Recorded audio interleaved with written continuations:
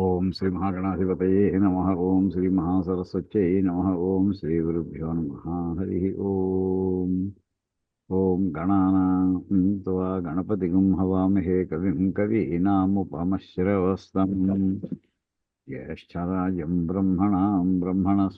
బ్రహ్మణస్పద ఆనశృణ్వన్మోతిభిः సేదసాదనం. ఓం ప్రణో దేవీ సరస్వతీ వాజేభిర్వాజినీవతి ధీనామవిత్రియవతు. ఓం శరదిందుసమాకారే పరబ్రహ్మస్వరూపిణి వాసరాపీఠనిలయే సరస్వతి నమోస్తుతే. ఓం నారాయణం పద్మభువం వసిష్ఠం శక్తిం చ తత్పుత్రపరాశరం చ వ్యాసం శుకం గౌడపదం మహాంతం గోవిందయోగీంద్రమథాస్య శిష్యం శ్రీశంకరాచార్యమథాస్య పద్మపాదం చ హస్తామలకం చ శిష్యం తం త్రోటకం వార్తికకారమన్యానస్మద్గురూన్ సంతతమానతోస్మి. శృతిస్మృతిపురాణానామాలయం కరుణాలయం నమామి భగవత్పాదం శంకరం లోకశంకరం. శంకరం శంకరాచార్యం కేశవం బాదరాయణం సూత్రభాష్యకృతౌ వందే భగవంతౌ పునః పునః.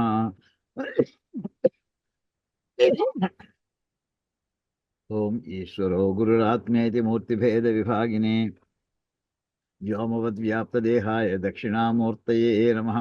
ఓం నమో బ్రహ్మాదిభ్యః బ్రహ్మ విద్యా సంప్రదాయకర్తృభ్యః వంశఋషిభ్యః మహద్భ్యః నమో గురుభ్యః. సర్వోపప్లవరహితః ప్రజ్ఞానఘనః ప్రత్యగర్థః బ్రహ్మైవాహమస్మి. ఓం పార్థాయ ప్రతిబోధితాం భగవతా నారాయణేన స్వయం వ్యాసేన గ్రథితాం పురాణమునినా మధ్యే మహాభారతం అద్వైతామృతవర్షిణీం భగవతీమష్టాదశాధ్యాయినీం అంబ త్వామనుసందధామి భగవద్గీతే భవద్వేషిణీం. నమోऽस्तुते వ్యాసవిశాలబుద్ధే ఫుల్లారవిందాయతపత్రనేత్ర येन त्वया भारततैलपूर्णः प्रज्वालितो ज्ञानमयप्रदीपः प्रपन्नपारिजाताय तोत्रवेत्रैकपाणये ज्ञानमुद्राय कृष्णाय गीतामृतदुहे नमः. वाचकः प्रणवो यस्य क्रीडावस्त्वखिलं जगत् श्रुतिराज्ञावपुर्ज्ञानं तं वन्दे देवकीसुतं. सर्वोपनिषदो गावो दोग्धा गोपालनन्दनः पार्थो वत्सः सुधीर्भोक्ता दुग्धं गीतामृतं महत्. वसुदेवसुतं देवं कंसचाणूरमर्दनं देवकी परमानन्दं कृष्णं वन्दे जगद्गुरुं. भीष्मद्रोणतटा जयद्रथजरा गान्धारनीलोत्पला शल्यग्राहवती कृपेण वहिनी कर्णेन वेलाकुला अश्वत्थामविकर्णघोरमकरा दुर्योधनावर्तिनी सोत्तीर्णा खलु पाण्डवैरणनदी कैवर्तकी केशवी. पाराशर्यवचः सरोजममलं गीतार्थगन्धोत्कटं नानाख्यानककेसरं हरिकथा सद्भानुना बोधितं. लोके सज्जनषट्पदैरहरः पेपीयमानं मुदा भूयाद्भारतपङ्कजं कलिमलप्रध्वंसि न श्रेयसे. मूकं करोति वाचालं पङ्गुं लङ्घयते गिरिं यत्कृपातमहं वन्दे परमानन्दमाधवम्. यं ब्रह्मा वरुणेन्द्ररुद्रमरुतस्तुन्वन्ति दिव्यैस्तवैः वेदैः साङ्गपदक्रमोपनिषदैर्गायन्ति यं सामगाः ध्यानावस्थिततद्गतेन मनसा पश्यन्ति यं योगिनः यस्यान्तं न विदुःसुरासुरगणा देवाय तस्मै नमः. ॐ गुरुर्ब्रह्मा गुरुर्विष्णुः गुरुर्देवो महेश्वरः गुरुः साक्षात् परब्रह्म तस्मै श्री गुरवे नमः.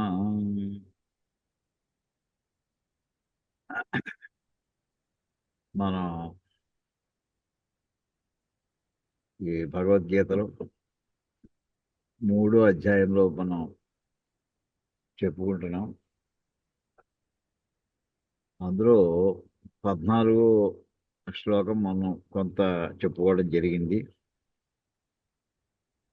ఇవి పదాలన్నీ కూడా కొంచెం తికమకగా ఉన్నట్టు కనిపిస్తాయి. ఏమీ కష్టం కాదండి. అంతేదంటే చెప్పిందే మళ్ళీ చెప్పాడు కృష్ణ పరమాత్మ తప్ప అందులో కాంప్లికేట్ చేసేటటువంటిది ఏమీ లేదు. అన్నాద్భవంతి భూతాని కొంచెం పెద్ద చేస్తాను స్క్రీను. అన్నాద్భవంతి భూతాని పర్జన్యాదన్న సంభవ యజ్ఞాద్భవతి పర్జన్యో యజ్ఞ కర్మ సముద్భవ. దీని భాష్యం చూసామండి. జీవులందరూ కూడా, భూతములు అంటే ప్రాణం ఉన్నటువంటి మనలాంటి వాళ్ళందరం కూడా అన్నాద్భవంతి, అన్నం వలన ఉద్భవిస్తూ ఉంటాం. మరి ఆ అన్నం ఎలా వచ్చిందయా? పర్జన్యాత్ అన్న సంభవ. మేఘం ఉండి వర్షం వస్తే అప్పుడు అన్నం దాంతో పంటలు పండి దాంతో మనకి అన్నం సిద్ధిస్తోంది. మరి ఆ మేఘం దేనివల్ల ఏర్పడుతోందయ్యా? యజ్ఞాద్భవతి పర్జన్య. యజ్ఞం చేయడం వల్ల పర్జన్యుడు అంటే మేఘం ఏర్పడుతోంది. యజ్ఞ కర్మ సముద్భవ. ఇక్కడ ఇక్కడ యజ్ఞం అనే పదాన్ని ఇందులో రెండు రకాలుగా వాడతాడండి. యజ్ఞం అనే మాట ఇక్కడ పుణ్యం అని అర్థం తీసుకోండి. యజ్ఞం అనేటటువంటి యజ్ఞాద్భవతి పర్జన్య, యజ్ఞము నుండి పర్జన్యుడు. ఇక్కడ కూడా పుణ్యం అని అర్థం తీసుకోవచ్చు, యజ్ఞకర్మ అని అర్థం తీసుకోండి. ఇక్కడ యజ్ఞ కర్మ సముద్భవ అంటే, కర్మ అంటే వేదోక్తమైనటువంటి ఏ కర్మలైతే ఉన్నాయో దాని నుండి పుణ్యం ఏర్పడుతుంది. ఆ పుణ్యం వలన మేఘం ఏర్పడుతుంది. అలా అన్నం చక్కగా కుదురుతుంది. అది అయిన తర్వాత నెక్స్ట్ శ్లోకం ఉందండి. ఈ కర్మ ఎలా ఉద్భవిస్తుంది? ఇంతవరకు మనం మొన్న చెప్పుకోవడం జరిగింది, 14వ శ్లోకం. తర్వాత శ్లోకం దగ్గర వచ్చాడు. ఇక్కడ ఆ కర్మ ఎన్ని రకాలుగా ఉద్భవిస్తుంది? తచ్చ వివిధం కర్మ కుతః జాతం ఇత్యాహ. రకరకాలైనటువంటి ఈ కర్మ ఏదైతే ఉందో, ఒకటే కర్మ కాదు కదా. వేదోక్తమైన కర్మలు తీసుకుంటే కొన్ని వేల రకాల, అనంతమైన రకాలు ఉన్నాయి. సంధ్యావందనం వేదోక్తమైన కర్మే. యజ్ఞం చేయడం, బ్రహ్మయజ్ఞం, అదే అనేక రకాలు ఉన్నాయి. ఇన్ని రకాల కర్మలు కూడా ఎక్కడి నుంచి ఉద్భవించాయి? కుతః జాతం, ఎక్కడి నుంచి పుట్టాయి ఇవి? ఈ కర్మలన్నీ కూడా కర్మ ఎక్కడి నుంచి పుట్టింది? కర్మ బ్రహ్మోద్భవం విద్ధి బ్రహ్మాక్షర సముద్భవం. తస్మాత్ సర్వగతం బ్రహ్మ నిత్యం యజ్ఞే ప్రతిష్ఠితం అంటూ వాక్యం అండి. ఇక్కడ కర్మ అనేటటువంటిది బ్రహ్మం అనే మాట ఇక్కడ బ్రహ్మ రెండు సార్లు వాడడం జరిగింది. కర్మ బ్రహ్మోద్భవం. బ్రహ్మ అంటే వేదము అని అర్థం అండి. కర్మం ఎక్కడి నుంచి ఇచ్చిందంటే, వేదంలో చెప్పబడినటువంటి మంత్రాలతోటి యజ్ఞకర్మలన్నీ కూడా జరుగుతున్నాయి. అంటే కర్మ వేదము నుండి ఉద్భవించింది. మరి ఆ బ్రహ్మ అంటే పరబ్రహ్మం కాదండి, ఇప్పుడు చెప్పింది వేదం. మనం బ్రహ్మచారి బ్రహ్మకర్మ సమారభం ఉంటుంది సరే, ఆ బ్రహ్మకర్మ అంటే వేదోక్తమైన కర్మ. బ్రహ్మ అక్షర సముద్భవం. అక్షర పరబ్రహ్మం నుండి ఈ వేదం ఏర్పడింది. తస్మాత్ సర్వగతం బ్రహ్మ నిత్యం యజ్ఞే ప్రతిష్ఠితం. అంచేత సర్వవ్యాపి, మొత్తం టాప్లో ఉన్నటువంటి దాని నుంచే మొత్తం అంతా కూడా ఏర్పడింది. అదంతా కూడా చివరి యజ్ఞంలో మనకి ఫలితం రావాలంటే, యజ్ఞం అనేది ఒక జంక్షన్ లాంటిది కనుక, ఆ యజ్ఞం చేస్తేనే మనకి పుణ్యం వస్తుంది. పుణ్యం చేస్తేనే మేఘాలు, వర్షం, మళ్ళీ అక్కడి నుంచి మనం సుఖంగా జీవించడం జరుగుతుంది. ఇక్కడ ఈ పదాలన్నీ కొంచెం సింపుల్గా అర్థం అవడానికి చిన్న డయాగ్రామ్ కింద వేశానండి. అది చూడండి, ఒక్కసారి చూపిస్తాను. వీలుగా ఉంటే రాసుకోవచ్చు కూడా. చిన్న డయాగ్రామే, పెద్ద కష్టమేం కాదు. ఇది ఒకసారి రాసేసుకోండి, రాసుకునేవాడు ఉంటే. శ్లోకాలు మీరు కావస్తే మీ దగ్గర పుస్తకం ఉంటే మీరు చూసుకోండి. 14వ శ్లోకం చూసుకోండి. అక్కడ మొట్టమొదటి అంటే ఈ డయాగ్రామ్ ఎదురుకుండా పెట్టుకుంటే ఆ శ్లోకాలు చాలా సింపుల్గా అర్థమవుతాయి. 14వ శ్లోకం ఎలా ఉంది? అన్నాద్ భవంతి భూతాని. కింద నుంచి చూడండి. అన్నము నుండి, బాణమర్ కింద వేసండి, అన్నము నుండి భూతములు ఏర్పడుతున్నవి. అదొక అర్థం. మరి అన్నం ఎలా వస్తుంది? దాని తర్వాత పర్జన్యాత్ అన్న సంభవ. పర్జన్యుడి నుండి అన్నం ఏర్పడుతున్నది. ఇప్పుడంటే తరుడి నుంచి, తరు హైయర్ పాయింట్ అంటే పర్జన్యుడు అంటే మేఘం. మేఘం నుండి అన్నం ఏర్పడుతున్నది. తర్వాత నెక్స్ట్ సెకండ్ లైన్, ఈ పర్జన్యుడు ఎలా ఏర్పడుతున్నాడు? యజ్ఞాద్భవతి పర్జన్య అంటే యజ్ఞం నుండి మేఘం ఏర్పడుతుంది. అంటే మనం చేసుకునే పుణ్యకర్మ, పుణ్యం వలన మనం చేసే పుణ్యాన్ని బట్టి మనకి వర్షం కురవాలా కురవకలేదు దాన్ని బట్టి నిర్ణయం అవుతుంది. మనం అన్ని పుణ్యాలు చేసి ఎంత పాపం చేసామని. మనం పుణ్యం చేస్తుంటే సకాలంలో వర్షాలు వస్తుంటాయి. యజ్ఞ కర్మ సముద్భవ. ఆ పుణ్యం ఎలా వస్తున్నాయా? కర్మ ఆటోమేటిక్, పుణ్యం ఆటోమేటిక్గా వచ్చేది, ఏదో కర్మ చేయాలి. అది ఇక్కడ యజ్ఞ. అక్కడ యజ్ఞం అనే మాటకి ఏమిటంటే, యజ్ఞం రెండు చోట్ల రాశాడు. యజ్ఞం అంటే ఇక్కడ యజ్ఞకర్మ. అది ఎలా వస్తుందంటే, యజ్ఞకర్మ చేస్తే పుణ్యం వస్తుంది. తర్వాత 15వ శ్లోకంలోకి వస్తాం. ఆ కర్మ ఎలా, దేని నుంచి ఏర్పడుతుంది? కర్మ బ్రహ్మోద్భవం విద్ధి. ఈ కర్మ బ్రహ్మం నుండి ఏర్పడుతుంది. బ్రహ్మం అంటే వేదం. మనం బ్రహ్మచారి అన్నా, లేకపోతే మన బ్రహ్మకర్మ సమారోహి అన్న మన సంధ్యానం చేసేప్పుడు ఇలా వాటిలో బ్రహ్మం అంటే అక్కడ అర్థం వేదము అని అర్థం. అంటే వేద కర్మంతా యజ్ఞం చేయాలన్నా సంధ్యానం చేయాలన్నా మంత్రాలు ఉంటాయి. మంత్రాలు ఎక్కడవి? వేదం ఉంది కనుక మంత్రాలు వచ్చాయి మనకి. అంచేది వేదము నుండి ఆ మంత్రాలతో ఒక వినియోగంతో కర్మ ఏర్పడుతుంది. ఆ కర్మ వలన నుండి ఆ కర్మ చేయబట్టి మనకి పుణ్యం వస్తుంది. ఆ పుణ్యం వలన సరి అయినట్టు సకాలంలో మేఘాలు వస్తుంటాయి. సకాలైన మేఘాలన్నీ కూడా వర్షిస్తుంటే మన అన్నం ఏర్పడుతుంది. ఆ అన్నం తల్లిదండ్రులు తినడం వల్ల మన జీవులందరూ శిశువులో పిల్లలుగా పుడుతున్నారు వీళ్ళు. మరి ఈ బ్రహ్మ ఎక్కడి నుంచి వచ్చింది? ఈ వేదం ఎక్కడి నుంచి వచ్చింది? ఆ మాట తాను చెప్తున్నాడండి. బ్రహ్మ అక్షర సముద్భవం. పైది వీళ్ళకి వెళ్ళండి. దాని పేరు కూడా, అది కూడా పరబ్రహ్మమే. దాని అక్షర పరబ్రహ్మం అంటుంటారు. అది నిర్గుణ పరబ్రహ్మము. ఇది టాప్. అంతే కదా. ఇక్కడ దీంతో మొత్తం అంటే అక్షరము అంటే పరబ్రహ్మము నుండి వేదం ఏర్పడినది. వేదము నుండి కర్మ ఏర్పడింది. కర్మము నుండి పుణ్యపాపాలు వస్తుంది. పుణ్యం వస్తున్నది. పుణ్యము నుండి పర్జన్యుడు. పర్జన్యం వల్ల అన్నము. అన్నం వల్ల భూతములు. ఇదమ్మా ఈ 2 శ్లోకాలు చెప్పిన విషయం. చెప్పి చివరికి ఏమంటారంటే తస్మాత్ సర్వగతం బ్రహ్మ. ఈ వేదం అంతా కూడా యజ్ఞంలో నిత్యం యజ్ఞే ప్రతిష్ఠితం. ఈ వేదంలో చెప్పినటువంటి మంత్రాలతోటి, వేదంలోని మంత్రాలతోటి యజ్ఞాలు చేస్తూ ఉంటాం. యజ్ఞం చేసే పుణ్యం ఇదంతా ఇలా గుండ్రంగా ఈ చక్రంగా ఇక్కడ తిరుగుతూనే ఉంటాము. సుఖంగా జీవించాలి. పుట్టిన జీవులంతా సుఖంగా ఉండాలంటే వాళ్ళకి అన్నం కావాలి. అన్నం కావాలి, మేహం కావాలి. మేహం కావాలి, పుణ్యం చేయాలి. పుణ్యం చేయాలి, యజ్ఞం చేయాలి. ఎలా చేయాలి? దేని బట్టి? అది మళ్ళీ వేదాన్ని ఆధారపడి. అంచేది ఈ రకంగా మొత్తం ఇదో చక్రం కింద తిరుగుతూ ఉంటుంది అని తర్వాత శ్లోకాలు అందుకోబోతున్నాడు. ఇది అంటే ఈ 2 శ్లోకాలు ఈ ఎదురుకుండా డయాగ్రామ్ పెట్టుంటే సింపుల్గా అర్థమవుతుంది. పెద్ద ఏది కష్టం లేదు. ఇప్పుడు దీనికి భాష్యం చూద్దామండి. ఇప్పుడు చూడండి. కర్మ బ్రహ్మోద్భవం విధి 15 శ్లోకాన్ని మనం భాష్యం చూస్తామండి. కర్మ బ్రహ్మోద్భవం అంటే బ్రహ్మ అంటే వేద. సహా ఉద్భవ కారణం యస్య. అంటే ఏ కర్మకు కారణం ఏమిటి? అంటే దేని నుండి ఈ కర్మ ఉద్భవిస్తోంది? అంటే పుట్టుకకు కారణం.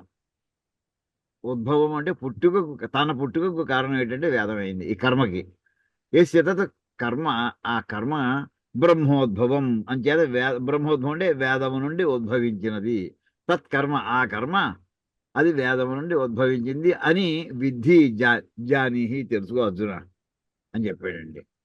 అయితే బ్రహ్మ పునః వేదాఖ్యం అక్షర సముద్భవం. బ్రహ్మ అంటే మళ్ళీ ఆ బ్రహ్మ అక్షర సముద్భవం అన్నాడు కదా. అంటే బ్రహ్మ అంటే మళ్ళీ పునః వేదాఖ్యం, వేదం అనే పేరు కలిగినటువంటి ఈ బ్రహ్మము అక్షర సముద్భవం. అక్షరం బ్రహ్మ అంటే పరమాత్మ సముద్భవ యస్య తత్. అంటే వేదములకు ఆధారం ప్రారంభం ఏంటి? దేని నుండి వేదం ఏర్పడింది అంటే పరబ్రహ్మం నుండి, పరమాత్మ నుండి ఏర్పడినది. అక్షర సముద్భవం అంటే వేదము పరమాత్మ నుండి ఉద్భవించినది. లేక వేదము ఉద్భవించుటకు కారణము అక్షర రూపుడైనటువంటి పరబ్రహ్మము. వేద బ్రహ్మ వేద ఇత్యర్థ. యస్మాత్ ఇక్కడ చూడండి. యస్మాత్ సాక్షాత్ పరమాత్మాఖ్యాత్ అక్షరాత్ పురుష నిశ్వాసవత్ సముద్భూతం బ్రహ్మ తస్మాత్ సర్వార్థ ప్రకాశకత్వాత్ సర్వగతం. సర్వగతం అక్కడ ఇందాక పదం సర్వగతం ఉంది, సర్వవ్యాపి అని. ఎలాగా అంటే మొత్తం సృష్టిలో బ్రహ్మాండాలన్నీ కూడా కలిపిన మొత్తాన్ని ఎక్కడి నుంచి ఏర్పడ్డాయంటే సాక్షాత్ పరమాఖ్యాత్ అక్షరాత్. అక్షరుడైనటువంటి నాశనము లేనటువంటి ఆ పరమాత్మ అని పేరు చెప్పబడే అక్షరం నుండి ఏర్పడింది వేదం. ఎలా ఏర్పడింది అంటే అదొక పురుషుడిగా, ఒక వ్యక్తిగా, ఒక ఎంటిటీగా, ప్రాణం ఉన్నటువంటి వ్యక్తిగా భావించుకుంటే, ప్రాణం ఉన్నటువంటి వాడు ఎలా అయితే ఉచ్ఛ్వాస నిశ్వాసాలు ఉంటాయో అలాగే ఈ పురుషుడికి పురుష నిశ్వాసవత్ అంటే గాలి బయటకు వదిలిపెట్టడం నిశ్వాసం, శ్వాసం లోపల తీసుకోవడం. ఈ ఎలా అయితే ఒక్కసారి పరమాత్మ నిశ్వాసం చేసేప్పుడు ఈ గాలిని బయటికి వదిలిపెడితే అప్పుడు ఎలా అయితే బయటకు వస్తుందో అలాగ పరమాత్మ నుండి నిశ్వాస రూపంలో బయటకు వచ్చేవి వేద మంత్రాలన్నీ కూడా. అక్షరాత్ పురుష నిశ్వాసవత్ సముద్భూతం బ్రహ్మ. అంటే మనిషి నుండి నిశ్వాసం ఎలా అయితే బయటకు వస్తూ ఉంటుందో ఆ రకంగా వేదము బయటకు వచ్చింది. అది బయటకు వచ్చిందో అందులో అన్ని వేదం అంటే జ్ఞానము, అన్ని విషయాలు స్పష్టంగా కాంతి పెద్ద లైట్ వేసినట్టు అయిపోయింది. దాంతో ఓహో ఇది లక్షణం ఇదా, దాని లక్షణం ఇదా, అది అక్కడ ఉంటుందా, ఇది ఇక్కడ ఉంటుందా, మొత్తం సమస్తమైన విషయాలు అవగతం అవ్వడం ప్రారంభమయ్యాయి. తస్మాత్ అంటే వేదం వలన సర్వ అర్థ ప్రకాశకత్వాదు సమస్తమైన విషయాల్ని కూడా అది తెలియజేసేటువంటి కాంతి కలిగినటువంటిది. అటువంటి అందుచేత సర్వగతం అంటే సర్వత్రా ఉంటుంది. అలా కాంతి పడిందంటే ఎక్కడ చీకటి లేకుండా అన్ని వస్తువులు విశదంగా అర్థమవుతున్నాయి. సర్వగతం అపి సర్వవ్యాపి అయింది కదా అని దానికైనా కొన్నాళ్ళు ఉండి వెళ్ళిపోతాం. నిత్యం అది శాశ్వతమైనటువంటిది. సదా యజ్ఞ విధి ప్రధానత్వాత్ అటువంటి ఆ వేదము యజ్ఞ విధి ప్రధానత్వాత్ యజ్ఞం వేదం దేనికోసం వచ్చిందయ్యా? వేదం దేనికోసం వచ్చింది అంటే మనకి అథాతో ధర్మ జిజ్ఞాస అనేటువంటి వాక్యం. ధర్మం అంటే వేదం ద్వారా ధర్మం అని తెలుసుకుంటా. ధర్మం అంటే వేదం ధర్మం తెలుసుకోవడం కాదు, ధర్మం తెలుగుని ఆచరించుట. అంటే అది యజ్ఞ విధి ప్రధానత్వాత్. వేదంలో ముప్పాతిక భాగం అంతా కూడా యజ్ఞాల గురించి వర్ణనే ఉంది. ఓ పావు వంతు ఇంకా అంతకంటే తక్కువ ఉపనిషత్తులు మన పరబ్రహ్మం గురించి ఉంది. అంచేది యజ్ఞ విధి ప్రధానత్వ అది వేదంలో చెప్పబడిన విషయాలన్నీ కూడా ప్రధానంగా యజ్ఞానికి సంబంధించినవి కనుక యజ్ఞే ప్రతిష్ఠితం, యజ్ఞంలో స్థిరంగా ఉన్నది అని అక్కడికి ఆ శ్లోకానికి అర్థం చెప్పారండి. చెప్పి ఇప్పుడు తర్వాత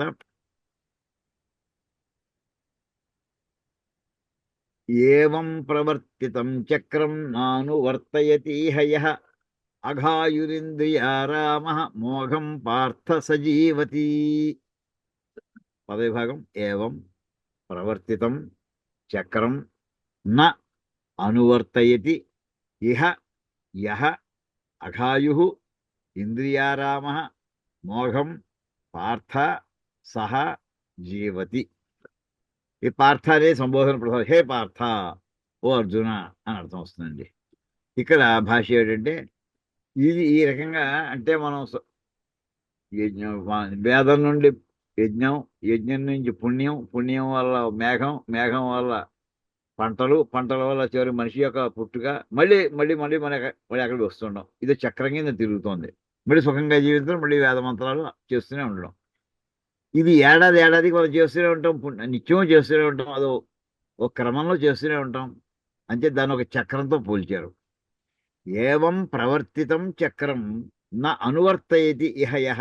ఈ లోకంలో ఎవడైతే అంటే ఇందులో చెప్పబడినటువంటి విధంగా ఎవడైతే చెయ్యడో, వాడు ప్రవర్తించడో, ఈ చెప్పిన రూల్ని ఎవడైతే ఫాలో అవ్వడో వాడు వేస్ట్ ఫెలో. వాడి లైఫ్ అంతా కూడా అఘాయు, వాడి ఆయుష్ అంతా కూడా పాపంతో నిండిపోయింది. అంటే పాపంతో ఆయుష్ అంటే వాడి లైఫ్ని వాడు వేస్ట్ చేసుకున్నాడు. ఇంకా ఏం చేస్తున్నాడు? ఇంద్రియారామ. మరి ఏం చేస్తాడయా? ఇంద్రియాలతో సుఖాలు అనుభవిస్తూ ఉంటాడు అంతేవాడు. అలాంటి వాడు మోఘం సజీవతి, వాడి బతుకంతా కూడా శుద్ధ వేస్ట్. మోఘం అంటే వేస్ట్ అని అర్థం అండి. అమోఘం అంటుంటాం. అమోఘం అంటే నా ప్లస్ మోఘము.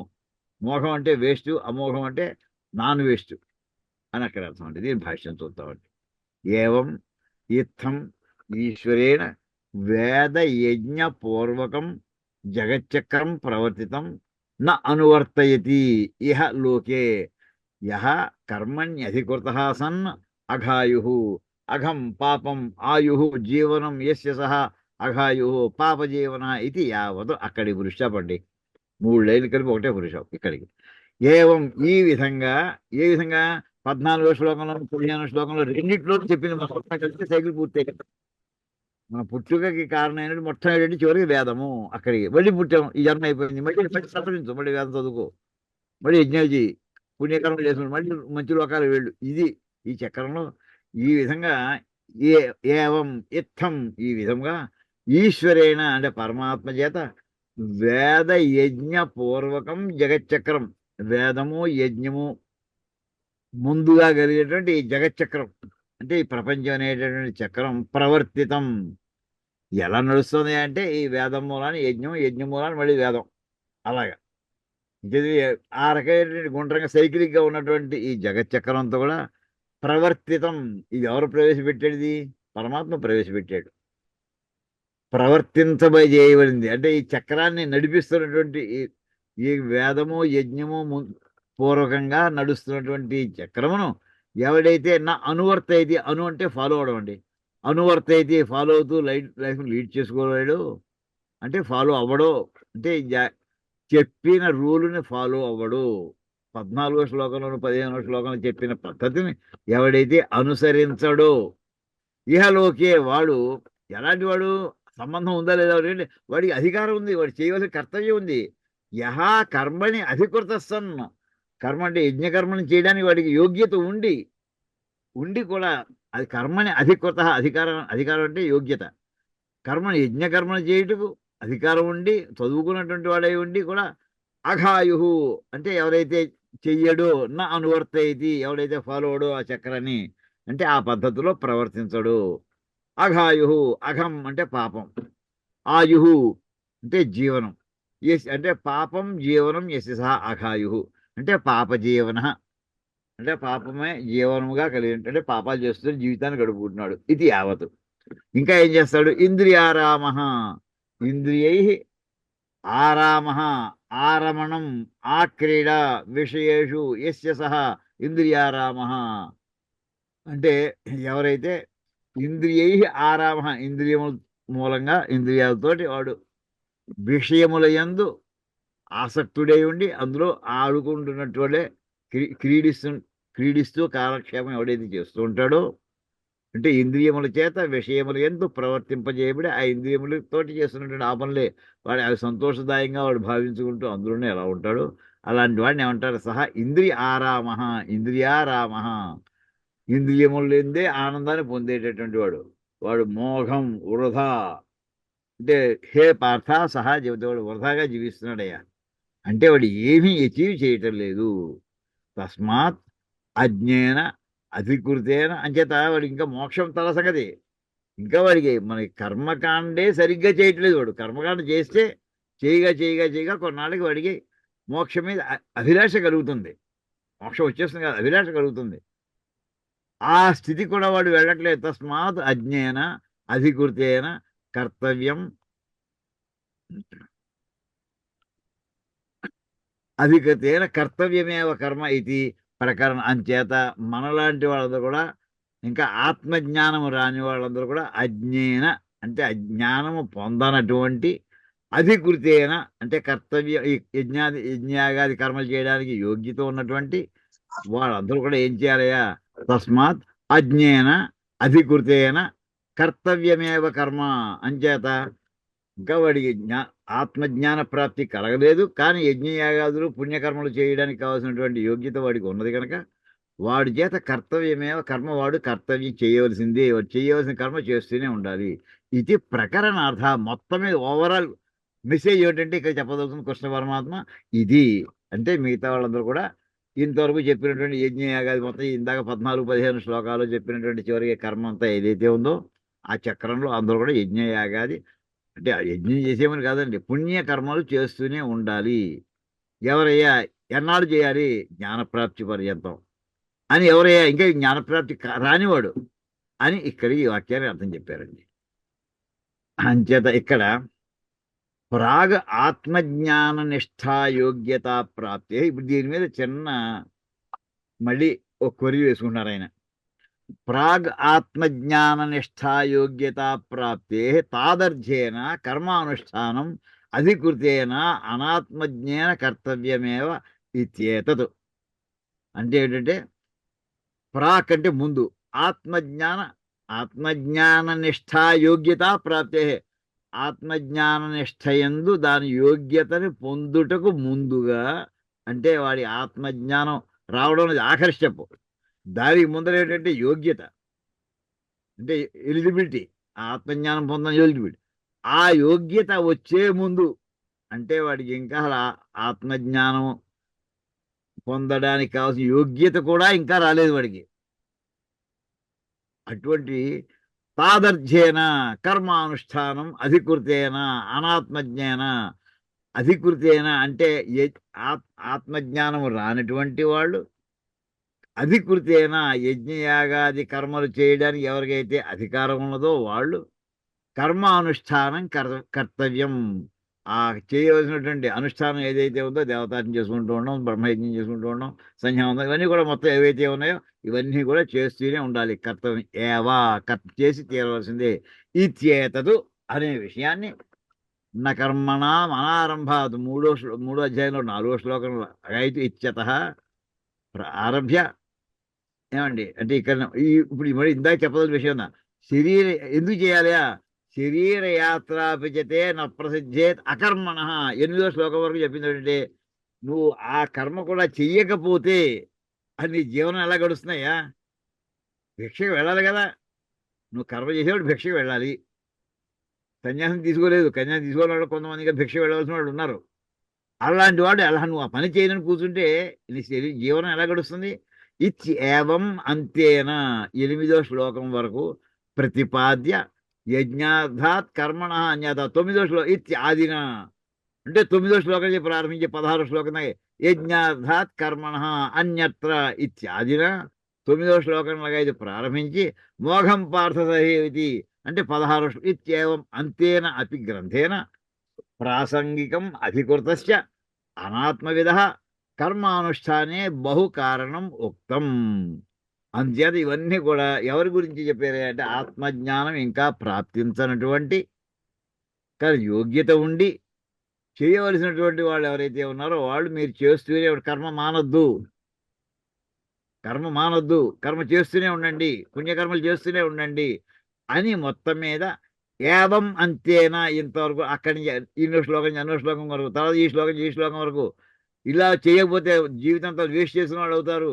ఈ ఈ విధంగా గ్రంథంలో మొత్తం మీద ప్రాసంగికం అధికృతస్య, ప్రాసంగికం అంటే ప్రసంగం అంటే ఆ టాపిక్ సంబంధించి అధికృతస్య అనాత్మవిధ కర్మానుష్ఠానే బహు కారణం.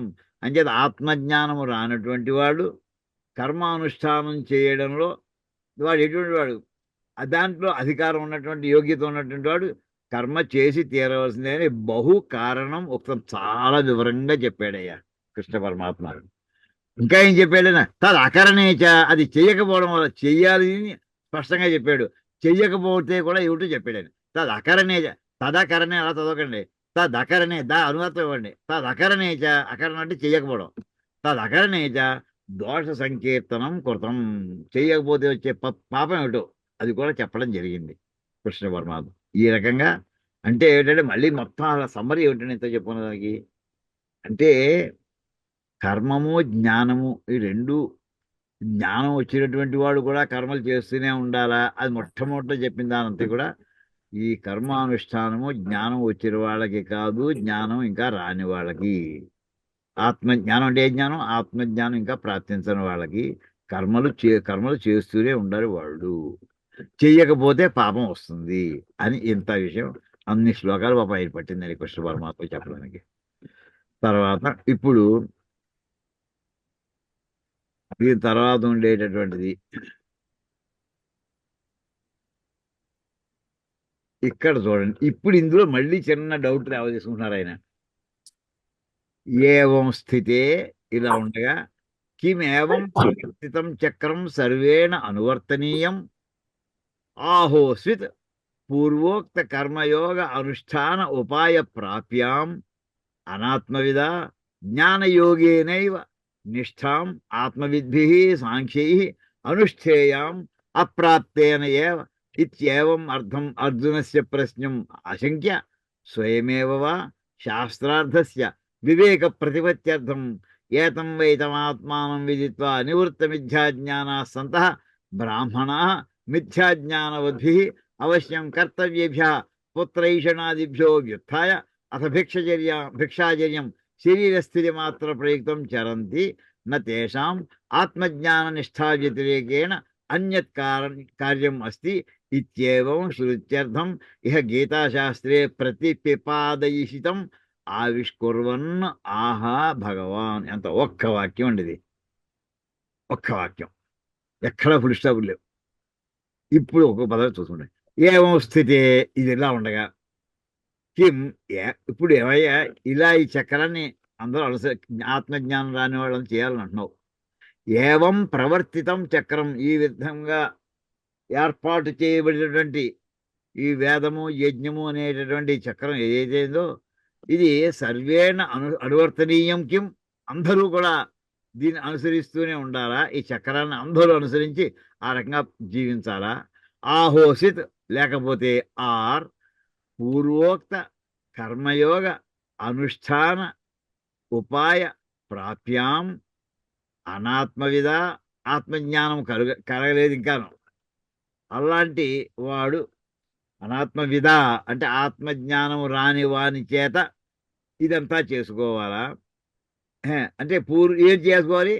పూర్వోక్త కర్మయోగ అనుష్ఠాన ఉపాయ ప్రాప్యాం, ఏ కర్మల్ని ఎలాగ అనుష్ఠానం చేసుకోవాలో, కర్మల్ని అనుష్ఠానం చెయ్యాలి అనే ఉపాయం ద్వారా పొందినటువంటి ఈ చక్రాన్ని అందరూ, అంటే ముఖ్యంగా ఆత్మజ్ఞానం రానటువంటి వాళ్ళు చేయాలా, లేక జ్ఞాన యోగేనైవ నిష్ఠాం ఆత్మవద్భి ఆత్మవిద్భి సాంఖ్యై అనుష్ఠాయాం, అంటే ఆత్మజ్ఞానం కలిగినటువంటి సాంఖ్యులు అనుష్ఠానం చేయాలా. ఇది బ్రాడ్గా 2 కేటగిరీస్ కింద డివైడ్ చేశారండి. అంటే జ్ఞానప్రాప్తి కలిగిపోయినటువంటి వాడు రెండో కేటగిరీ, జ్ఞానప్రాప్తి ఇంకా కలగని వాడు మొదటి కేటగిరీ. వాళ్ళు చేయాలా, వీళ్ళు కూడా చేయాలా. వాళ్ళు ఎలాగ చేయాలని చెప్పేశారు. ఆత్మజ్ఞానం రాని వాళ్ళు అందరూ చేయాలి. ఇక్కడ సర్వేణ అందరూ అన్నప్పుడు ఆత్మజ్ఞానం వచ్చినవాడు కూడా చేయాలండి అని ప్రశ్న వచ్చేస్తుంది. అని ఆ వివరం చెప్పడం కోసం ఇంకేదో వాళ్ళే చేయాలా, ఆత్మజ్ఞానం రాని వాళ్ళే చేయాలా, లేక ఆత్మజ్ఞానం వచ్చిన వాడు కూడా ఇందులో చేయాలా. ఇత్యేవం అర్థం అర్జునస్య ప్రశ్నం ఆశంక్య, అర్జునుడు ఇలాంటి ప్రశ్నని వేస్తాడేమో అని ఊహించుకుని స్వయమేవవా శాస్త్రార్థస్య వివేక ప్రతిపత్యర్థం, తానే స్పష్టంగా ఈ అసలు శాస్త్రంలో చెప్పబడినటువంటి విషయాన్ని స్పష్టంగా అర్థమయ్యేట్లాగా అనుమానరహితంగా ఉపపత్తులతో సహా వివేక ప్రతిపత్యర్థం వివరంగా చెప్పడం కోసమని ఆయన ఏతం వై తమ ఆత్మానం విదిత్వా నివృత్త మిథ్యాజ్ఞానాస్తంత బ్రాహ్మణా, అంటే ఇక్కడ చెప్తాడు సాంఖ్యుడు ఎలాంటి వాడు. ఏతం వై తం ఆత్మానం విదిత్వా, ఆ ఆత్మను తెలుసుకున్నటువంటి, ఎప్పుడైతే ఆత్మను తెలుసుకున్నాడో వాడికి మిథ్యాజ్ఞానం పోయిందండి. మిథ్యాచార ప్రవర్తక అని మనం వాక్యం మధ్యలో చదువుకున్నాం కూడా. డాంబికంగా పైకి నటన చేస్తూనే ఉండేవాడు తప్ప అసలు వాడికి ఇంకా జ్ఞానోప్రాప్తి రాలేదు. నివృత్త మిథ్యాజ్ఞాన, అసలు ఈ అజ్ఞానం అంతా తొలగిపోయినటువంటి వాళ్ళే ఆత్మానం విదిత్వ, ఆత్మ గురించి తెలుసుకుని అంటే ఆత్మజ్ఞానాన్ని పొంది ఆ అజ్ఞానం అంతా కూడా తొలగినటువంటి అటువంటి బ్రాహ్మణులు వాళ్ళు మిథ్యాజ్ఞానవద్ధి అవశ్యం కర్తవ్యేభ్య. మిథ్యాజ్ఞానవద్ధి అంటే అజ్ఞానం, ఇంకా పూర్తిగా వాళ్ళ జ్ఞానప్రాప్తి కలగలేదు, మిథ్యలో ఉన్నారు, అంటే అజ్ఞానంతో ఉన్నటువంటి అలాంటి వాడు చేయవలసిన అవశ్యం కర్తవ్యేభ్య, తప్పకుండా చేయవలసినటువంటి ఏమిటయ్యే వాళ్ళు పుత్రైషణ ఆదిభ్య అవ్యుత్థాయ, అంటే ఈ జ్ఞానం వచ్చినటువంటి వాళ్ళు, జ్ఞానము రాని వాళ్ళు అందరూ చేసేటటువంటిది ఏంటంటే పుత్రేషణ, దారేషణ, ధనేషణ, ఈ మూడింటి కోసం జీవితాలన్నీ ఖర్చు పెడుతూ ఉంటారు ఆత్మజ్ఞానం రానంతసేపు కూడాను. అది మిథ్యాజ్ఞానవద్భి అవశ్యం కర్తవ్యేభ్య పుత్రైషణాదిభ్య, ఆ జ్ఞానం ఇంకా జ్ఞానము ప్రాప్తిగా రానటువంటి అజ్ఞానవంతుల చేత వాళ్ళందరూ చేస్తుంటారు. ఈ 3 రకాల ఏషణాత్రయంతో వాళ్ళు చేసేటువంటి అన్ని కర్మల నుండి కూడా ఈ వీళ్ళు జ్ఞానప్రాప్తి కలిగిన ఈ బ్రాహ్మణులు, ఇక్కడికి బ్రాహ్మణ అనేది వ్యుత్థాయ కనెక్షన్ పెట్టుకోవాలండి. మిగతా బ్రాకెట్లో పెట్టేసుకోండి. అంటే మిథ్యాజ్ఞానవద్ధి అవశ్యం కర్తవ్యేభ్య పుత్రైషణాదిభ్య అంత బ్రాకెట్లో ఉందనుకుంటే, అజ్ఞానులు చేసేటటువంటి ఏషణాత్రయం ఏదైతే ఉందో ఈ కర్మల నుండి వ్యుత్థాయ బయటపడి, ఎవరు బయటపడాలి? ఆత్మజ్ఞానవంతులు. అయితే భిక్షాచర్య మాత్రం చేస్తున్నారు. దేనికోసం? శరీర స్థితి మాత్ర ప్రయుక్తం చరంతి, దేహాన్ని నిలబెట్టుకోవడం కోసం ఎంత మాత్రం తింటే సరిపోతుందో అంత మాత్రమే వాళ్ళ దేహాన్ని నిలబెట్టుకోవడానికి భిక్షాచర్య చేస్తూ ఉంటారు. తేషాం ఆత్మజ్ఞాన నిష్ఠా వ్యతిరేకేణ అన్యత్ కార్యం అస్తి, అటువంటి వారికి ఆత్మజ్ఞానం వారు పొందిన తర్వాత అందులోనే స్థిరంగా కూర్చోవడానికి ప్రయత్నం చేయాలి. దానికంట భిన్నమైనటువంటి ఇంకో కార్యం ఏదీ లేదు అని ఇత్యేవం శృత్యర్థం, ఆ విషయాన్ని ఇక్కడ చెప్పదలుచుకుని ఇది ఎక్కడ మాట సొంత కవిత్వం కాదు, ఇది శృత్యర్థం వేదాంత ఉపనిషత్తులో చెప్పబడినటువంటి అర్థాన్ని ఇహ గీతాశాస్త్రే ప్రతిపిపాదయిషితం, అంటే భగవద్గీతలో ప్రతిపాదన చేయదలుచుకున్నటువంటి విషయాన్ని వివరంగా ఆవిష్కరిస్తూ ఆహ భగవాన్ కృష్ణ పరమాత్మ ఇలా అన్నాడు. ఇంతకీ ఏమర్థమైందండి ఒక్కసారి? అంటే ఇక్కడ డౌట్ ఏంటంటే, ఇది అక్కడ సర్వము అందరూ అనుష్ఠానం చేయాలి జ్ఞానప్రాప్తి అయ్యేంత వరకు అని అన్నప్పుడు, వెంటనే అని అందరూ అనే మాట ఒకటి వాడేది కదా. అందరూ అంటే ఇప్పుడు 100 మంది పాపులేషన్ అనుకుంటే 99 మంది అజ్ఞానులు, ఒకటి జ్ఞాని అనుకుందాం. ఇప్పుడు మీరు చెప్పిన 99 కర్మలు చేయాలనే విషయం అర్థమైంది. ఆ ఒకడు కూడా చెయ్యాలా అక్కర్లేదు మాకు అసలు క్లారిటీ ఇవ్వండి. అందరూ అనేప్పుడు 100 మంది ఉన్నారు మరి. ఆ 100 వాడికి జ్ఞానం అయింది. అంటే ఇక్కడ ఏం చెప్తుంటే రే ఆ మాట అడుగుతున్నాడు, 99కే వర్తిస్తుందా లేదా 100వ వాడికి కూడా జ్ఞానవంతుడైనటువంటి ఆత్మజ్ఞానవంతుడు 100వ వాడు కూడా వర్తిస్తుందా? ఏ వాక్యం?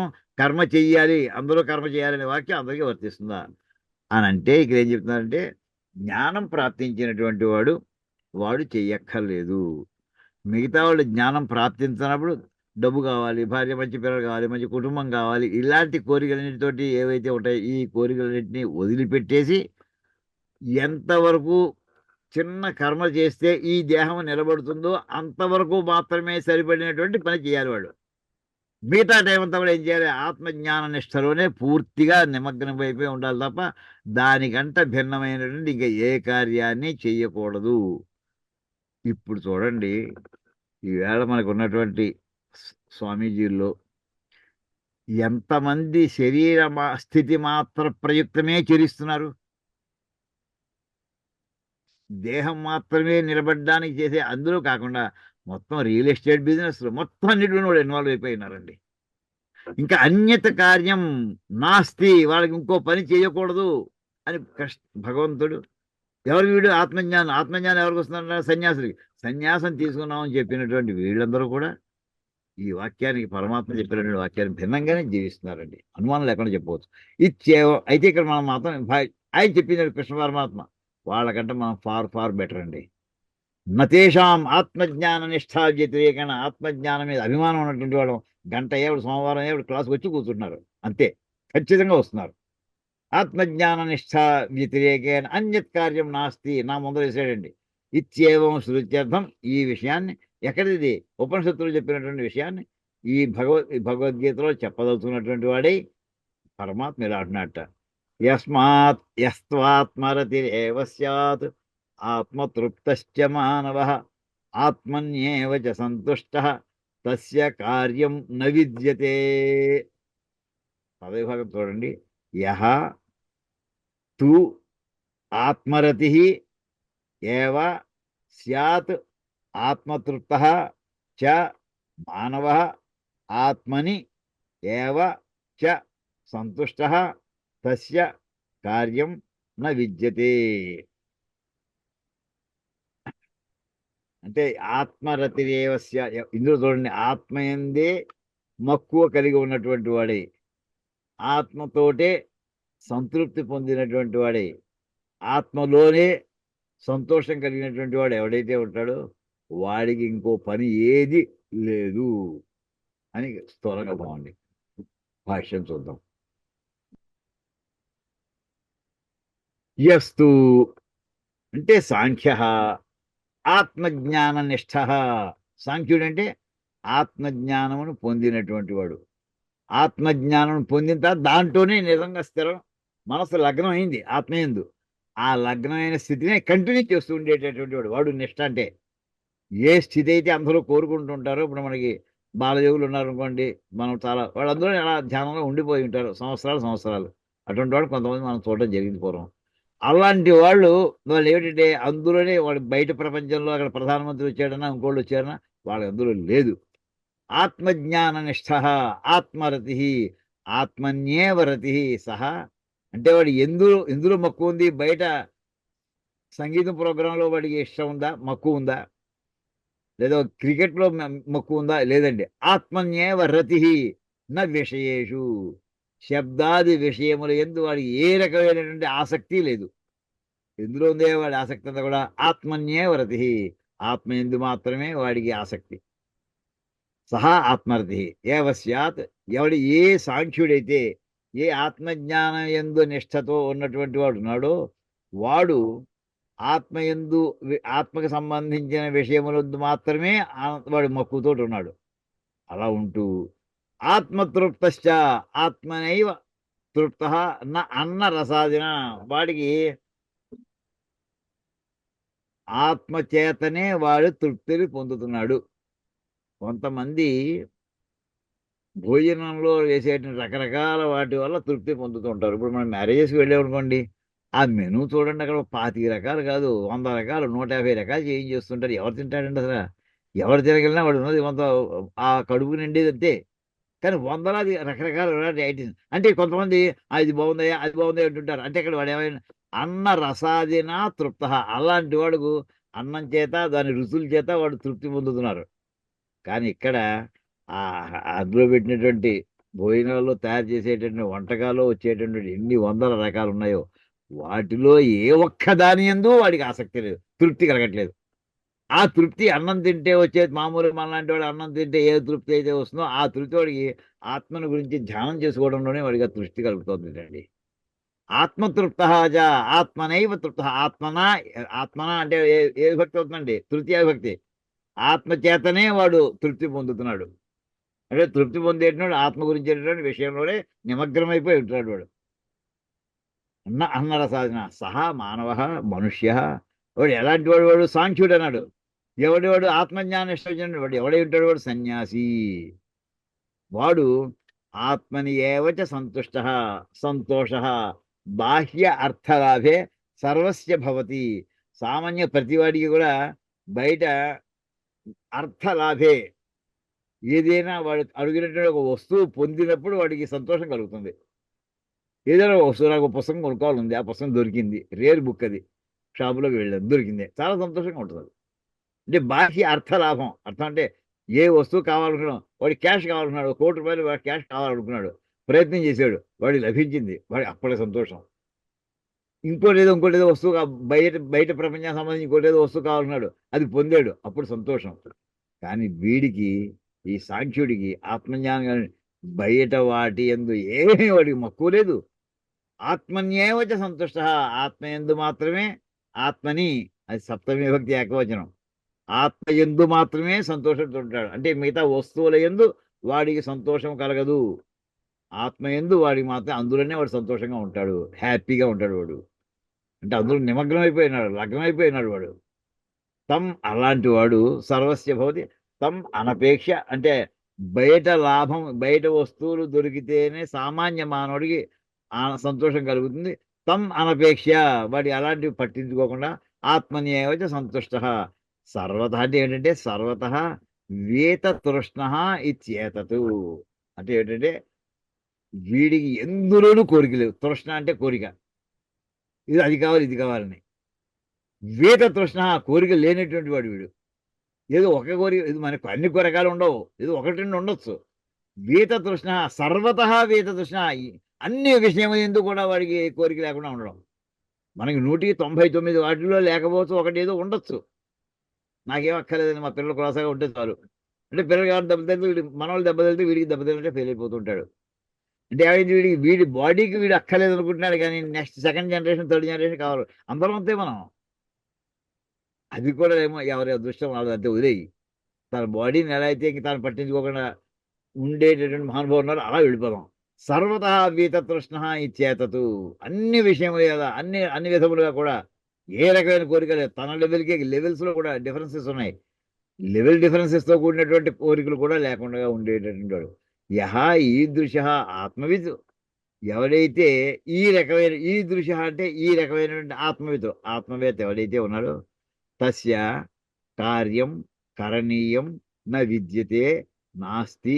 వాడికి చెయ్యవలసిన పని, కరణీయం, చేసి తీరవలసినటువంటి పని ఏదైతే ఉందో నా విద్యతే, అలాంటి వాడికి పనే ఉండదు అసలు.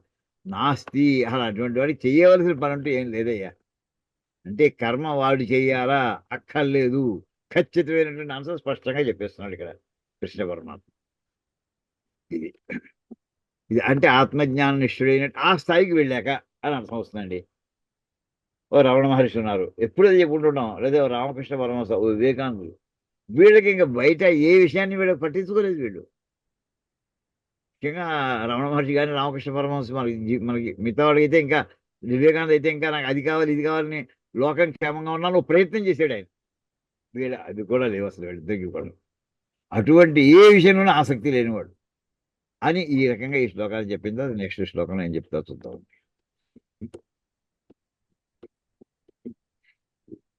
అంటే మనం చేసే పనిలో ఎలాగ మనం ఎంత దూరం వెళ్ళాలి, కించ అంతేకాకుండా నైవ తస్య కృతేనార్థో నా కృతే నేహ కశ్చన నాస్య సర్వభూతేషు కశ్చిదర్థవ్యపాశ్రయ. పదవిభాగం నా ఏవ తస్య కృతేన అర్థ న అకృతేన ఇహ కశ్చన న చ అస్య సర్వభూతేషు కశ్చిత్ అర్థ అర్థవ్యపాశ్రయ. ఒకే సమాసపదం అండి. దీని భాష్యం ఇచ్చారు చూద్దాం. నైవ తస్య పరమాత్మరతే కృతేన కర్మణ అర్థ ప్రయోజనం అస్తి. అస్తు నైవ తస్య పరమాత్మరతే, పరమాత్మ యందే రతి అంటే ఆసక్తి కలిగినటువంటి అతనికి, తస్య పరమాత్మ రతే తస్య అంటే పరమాత్మ యందే ఆసక్తి కలిగినటువంటి అతనికి కృతేన కర్మతోటి, కృతం అంటే కర్మ, అర్థ ప్రయోజనం, ఈ నా పట్టు అక్కడ పెట్టుకోండి, చేసే పనితో అతనికి ప్రయోజనము ఏమీ లేదు. చిన్న పని చేస్తాడని చెప్పాను, శరీర యాత్ర కోసం చిన్న పని చేస్తాడు, అతనికి దాని పెద్ద ప్రయోజనం ఏం లేదు. అతను ఏమీ ప్రయోజనం అంటే ఏ కర్మ అవుట్కమ్ ఏమి ఎక్స్పెక్ట్ చేయట్లేదు అతను.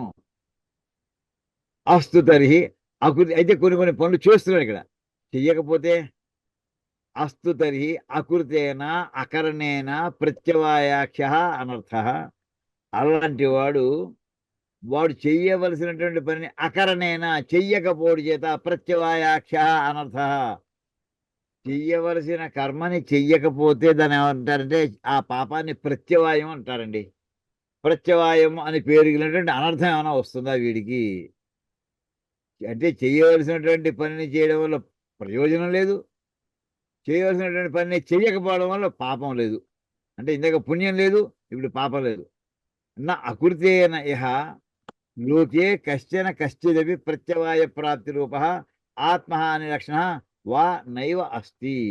అంటే ఇహలోకే, ఈ లోకంలో, కశ్చన ఎవడోడు, కశ్చిదపి ప్రత్యవాయ ప్రాప్తి రూప అంటే చెయ్యకపోతే పాపం వస్తుంది అనేటటువంటి ఏ విషయం అయితే ఉందో అటువంటిది అకృతి అయినా అది చెయ్యకపోవడం చేత ఆత్మహాని లక్షణ వా నైవాస్తి. వాడికి తనకి అపకారం చేసేటటువంటి ఏమైనా జరుగుతుందా? ఆత్మహాని లక్షణ వా నా ఏవ అస్తి. అతను ఏమీ పాపం లేదు, దానివల్ల చేయకపోవడం అతనికి ప్రమాదం ఏర్పడదు. అంటే పాపం వస్తే ఉందంటే మళ్ళీ ఎప్పుడో దెబ్బ కొట్టాలి. ఇక్కడ అతనికి ప్రత్యవాయ ప్రాప్తి రూపమైనటువంటిది ఏముంటుందంటే ఆత్మహాని, తనకి అపకారం చేసేటువంటి ఏదైనా సిద్ధిస్తుందా? మనం చేసేటప్పుడు మనం పొందేటటువంటి లాభం పొందినా, జీవితంలో అనుకున్నవి అవుతున్నా, అనుకున్నవి అవ్వకపోయినా కారణం పరమాత్మ కాదండి. అసలు మన పుణ్యపాపాలే. భగవద్గీతలో స్పష్టంగా చెప్తాడు, ఎవడి పుణ్యాన్ని ఎవడి పాపాన్ని నేను తీసుకోనయ్యా. ఎవడి పుణ్యం ప్రకారం వాడికి పనులు అవుతుంటాయి, ఎవడి పాపం ప్రకారం వాడి పనులు చెడుతూ ఉంటాయి. నేను మధ్యలో ద్రష్టనే, ఎవడికి ఎంతంత ఫలాన్ని ఇవ్వాలో ఆ ఫలాన్ని ఇవ్వడే నా పని. అంటే ఇక్కడ ఇతను చేయవలసిన ప్రత్యవాయ ప్రాప్తి రూప, పని చెయ్యకపో అకృతేన పని చెయ్యకపోవడం చేత, ఏ పని చెయ్యవలసిన పని కర్తవ్య కర్మని చేయకపోవడం చేత ప్రత్యవాయ ప్రాప్తి రూప, ప్రత్యవాయ పాపం రూపంలో వచ్చేటటువంటి ఆత్మహాని లక్షణ, తనకు అపకారం చేయడం జ్ఞాన వా నైవ అస్తి. అతని కానీ అలాంటి జ్ఞానం ఉంటుందా? ఏమీ ఉండదు. నచ అస్య సర్వభూతేషు, నెక్స్ట్ ఇంకో దాంట్లో సర్వభూతేషు, ఇతని 200 పేజీ వచ్చాం. నెక్స్ట్ ఇంకో 5.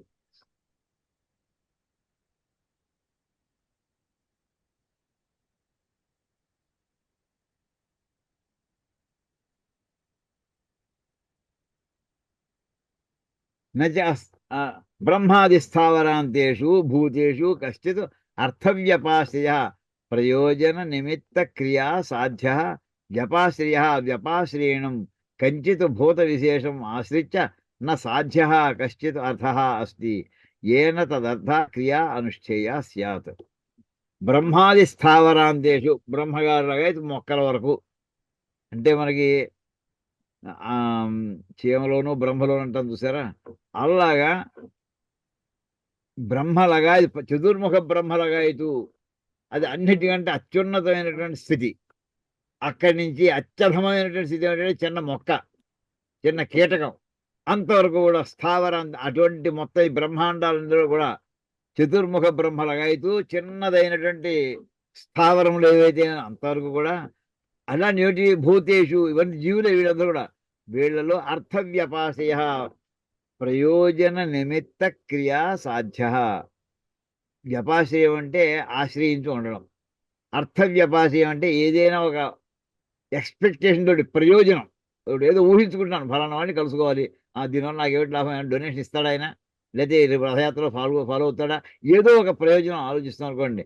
ఆ ప్రయోజన నిమిత్తానికి సంబంధించినటువంటి క్రియ చేత పొందేటటువంటి ఆ పద్ధతి ఏదైతే ఉందో, ఆ వ్యవస్థ ఏదైతే ఉందో, అంటే ప్రయోజనాన్ని ఎక్స్పెక్ట్ చేసి చేసేటువంటి పని, ఎక్స్పెక్టేషన్తో చేసేటువంటి ఏ పని, అటువంటిది వ్యపాస్య నా కశ్చిత్, అతను అలాంటిది అంటే పొందవలసినది నా సాధ్య కశ్చిత్ అర్థ.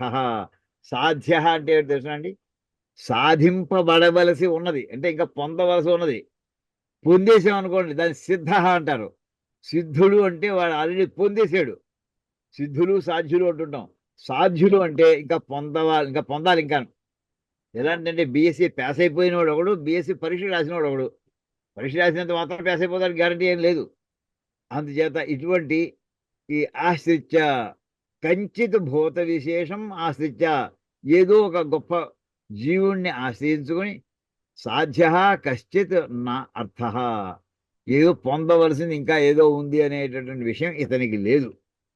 ఏన తదర్థ క్రియా అనుష్ఠే. మామూలు లోకంలో అయితే ఏదైనా ఒక గొప్ప పని అవ్వాలంటే ఎవరినో ఒకరిని ఆశ్రయించుకుంటే కానీ పనులు అవ్వవు. అలాగా మామూలుగా ఏన తదర్థ క్రియా అనుష్ఠేయ, ఎవరినైనా ఆశ్రయించాలంటే ఒక పని అవ్వాలంటే ఆ పని అవ్వడం కోసం ఎవరి చేతనైతే పెద్దవాళ్ళ చేత ఆశ్రయించుకుంటా అనే క్రియని అనుష్ఠానం చేస్తేనే ఆ పని సిద్ధిస్తుందో అలాంటిది ఏమీ లేదు ఇతనికి. అని అంటే ఏంటంటే ఆత్మజ్ఞానం కలిగినటువంటి వాడు ఎవడి దగ్గర నుంచి ఏమీ ఆశించడు. అతను దానికోసం ఏదో దాన్ని సంపాదించి వెనక మూట కట్టి పెట్టుకోవాలని ప్రయత్నం చేయడు. అసలు అటువంటి ఆలోచన చేయడు. దానివల్ల చెయ్యకపోవడం వల్ల అతనికి ఏమీ ప్రమాదము లేదు. ఇంకేదంటే అతను మోక్ష మార్గంలో వెళ్ళిపోయాడు, ఇవన్నీ వదిలేసి వెళ్ళిపోయినవాడు. ఇవన్నీ వదిలేసి అని ముందు డిక్లేర్ చేసి వెళ్ళిపోతున్నాడు అతను. దాని మీద అతను దృష్టి లేదు. అతను ఉన్న దృష్టి అంతా కూడా పరమాత్మ మీద దృష్టి పెట్టుకుని దిగాడు, సన్యాసం తీసుకున్నాడు, ఆత్మజ్ఞానం కోసం ప్రయత్నం చేశాడు, యోగ్యత లభించింది, ఆత్మజ్ఞానం లభించింది. ఆత్మజ్ఞానం వచ్చిన అది వాడు ఏం చేయాలి కాబట్టి దాన్ని నిలబెట్టుకోవాలి. నిలబెట్టుకోవడం అంటే ఏంటి? అదే స్థితిలో నిత్యం కంటిన్యూ అవుతూ ఉండడం, మనస్సుని దాంట్లోనే లగ్నం చేసుకుని ఎప్పుడు ఎక్కువ భాగం అందులోనే కలుపుతూ ఉండడం. ఏదైనా చాలా చిన్న పని చేయవలసి వస్తే ఎందుకోసం అంటే శరీర యాత్ర కోసమని, అంత మించి కాదు. శరీర యాత్ర కూడా బాగా చేయొచ్చు, ఏ శరీరం కూడా అలాంటివి లేకుండా కనీస శరీర యాత్ర అంతవరకే. అంతవరకు మాత్రం ఎంత చేయాలో అంత మాత్రమే చేయాలి, మిగతా ఎక్స్ట్రా వద్దు అసలు అని ఆ భావంతో ఉండేటటువంటి మహానుభావుడు. వాడు వేదోక్తమైనటువంటి ఆ కర్మ చక్రం ఏదైతే ఉందో అది అతనికి వర్తించదు అని ఆ రకంగా చెప్పవచ్చాడండి.